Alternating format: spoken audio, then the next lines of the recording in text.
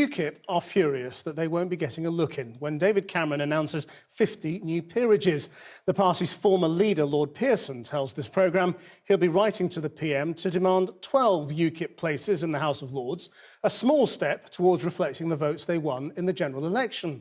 It's thought Mr Cameron's list will include some 30 Tories and up to 11 Lib Dems. That's more than the number of MPs they now have in the House of Commons. Our political correspondent, Michael Crick, reports. Do swear by Almighty God. Do solemnly. This autumn there'll be a lot of swearing in the Lords. 50 new lawmakers chosen not by voters, but hand-picked by David Cameron and other party leaders. There'll be 30 new Tories, we're told. The former Chancellor, Alistair Darling, will be among 6 to 8 new Labour Lords. Ming Campbell will be one of 11 new Lib Dems, despite his party's dreadful vote at the election, making the Lords bigger than ever. The problem with this system is that there are no rules. The Prime Minister can make up the rules as he goes along, and this Prime Minister seems to be trying to make up a rule that his party should have a major advantage over the opposition party in the Lords. This is not a rule that existed previously. Ministers say they need more Tory Lords to reflect their victory in May and to get laws through the upper house. Right now, the Conservatives have 226 peers, so can easily be outvoted by the rest. Since Labour have 212, the Liberal Democrats 101, and non-party crossbenchers, bishops and others 242. But UKIP, with only 3 peers right now, will get no new ones, despite nearly 4 million votes in May, far more than the Lib Dems. They're writing to David Cameron tomorrow, demanding another 12 peers.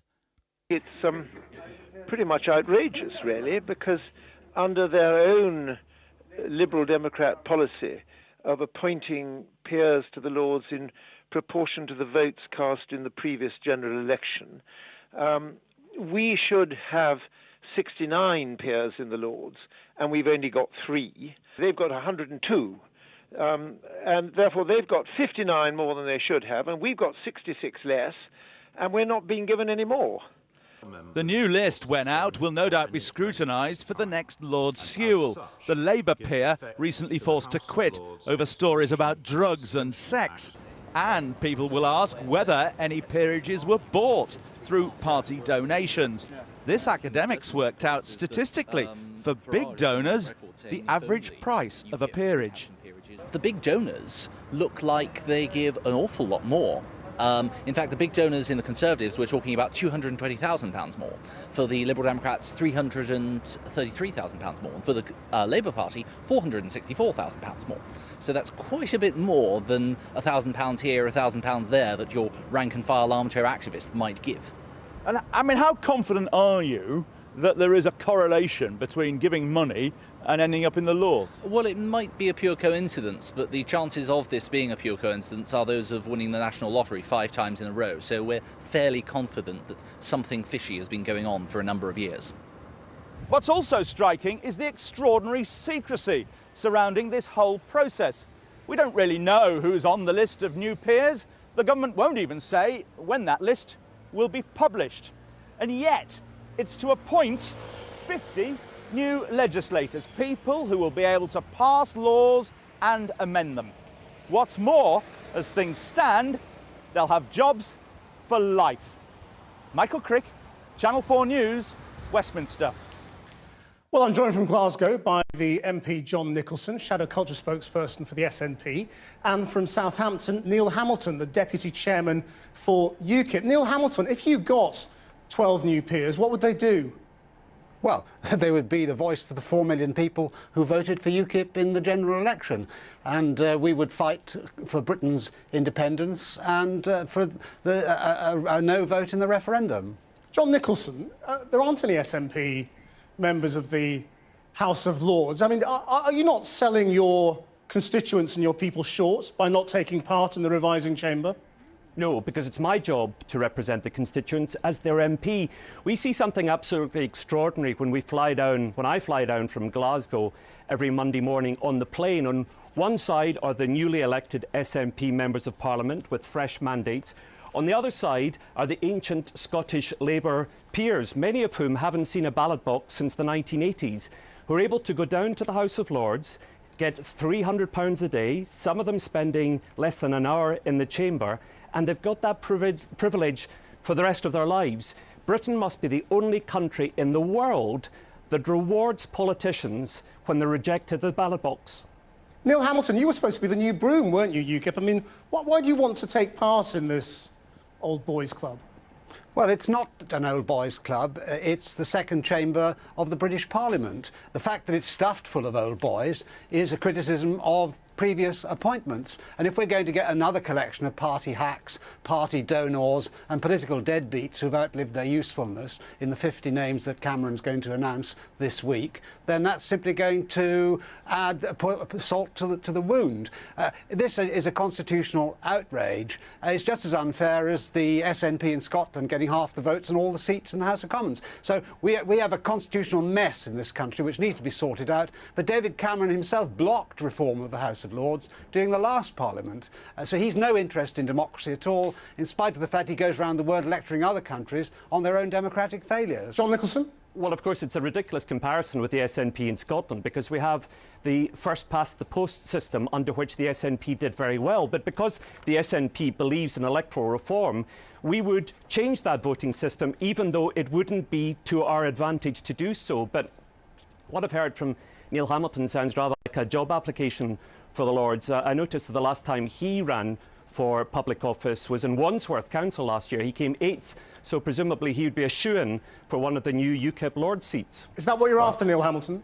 Well, that reduces the serious argument we're having here to the level of comedy, and not very good comedy at that. Of course, I wasn't criticising the SNP for the electoral system, which gave them nearly 100% of the seats in the Scottish Parliament, and they have, of course, the decency to admit that the current system is deficient. Who would be your peers?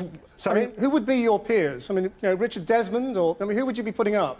Well, I don't know. As we're not going to get any, apparently this is an academic question, isn't it? There are lots of people in UKIP who play an important role in politics who would make excellent members of the House of Lords to argue for the things that we believe in. But the people don't get to choose them. If we believe that the second chamber ought, to some extent, to reflect the wishes of the voters, UKIP got 1/8 of all the votes cast in the general election. We ought at least have a handful of seats in this next set of appointments. But it cannot be right that if you're one of the Lib Dem members of Parliament who's just been booted out in Scotland by the electorate, you wait a matter of months and then you step into the House of Lords unelected. That's really putting a slap in the face of the electorate who've just taken a decision to remove you. And of course, it's not just the House of Lords. We're hearing rumours as well, aren't we, that Danny Alexander, for example, having been thrown out by his constituents, is going to be rewarded at the age of 43 by a knighthood. Now, this is simply outrageous, and I think the people of Scotland are scunnered by this, as indeed are many of the people across the United Kingdom as a whole. But to come back, John Nicholson, to the question of what you would do instead. Sorry, I know you've just lost your earpiece there. I hope you can hear me. Right, I'm popping it back in, Christian. I mean, look, at the moment, the House of Lords does fulfil a function, and that is to improve legislation. You are not taking part in that process. No matter how much you dislike the process, surely you've got to take part in it until you can replace it with something else. Well, of course, that is what the Labour Party has done for a century. For a century, the Labour Party has promised that it will get rid of the House of Lords and certainly get rid of the unelected element within it. And so we see people like Helen Liddell and John Reid and all those other once radical politicians who take their seats in the House of Lords, sit there in the ermine and promise that they're going to radicalise the House of Lords from within. I never hear any speeches from any of them. But do you not think they do improve legislation? Obviously, there are good people in the House of Lords who do a good job. Nobody says otherwise. It's the principle of the House of Lords and the fact that it's unelected. It's clearly absurd, for example, that bishops from the Church of England are allowed to sit in the House of Lords by rights. The only religion in the whole of the United Kingdom that has that entitlement. And no matter what a peer does, those that have been crooks, those who've served time in prison, such as Jeffrey Archer, continue to be allowed to sit in the House of Lords. They cannot be thrown out. That has to be wrong. I mean, SNP are very clear. They'd scrap it. What do you want instead of the current House of Lords? Or do you just want to join it? Are you talking to me? Yeah. Sorry. We see reform of the House of Lords as an essential ingredient in the new constitutional settlement that we need in this country to take account of the changed circumstances in, for example, Scotland, Wales, Northern Ireland, and if we leave the European Union, the changed political system that we'll have in Britain then. This is a major question. Certainly, we need to have a much more democratic base to the House of Lords. Whether it should be an all-elected second chamber is another matter. I mean, there are aspects of the House of Lords which I think are worth keeping. The crossbench peers, for example, would otherwise not be there. We must leave it there. Neil Houghton, John Nicholson, thank you both.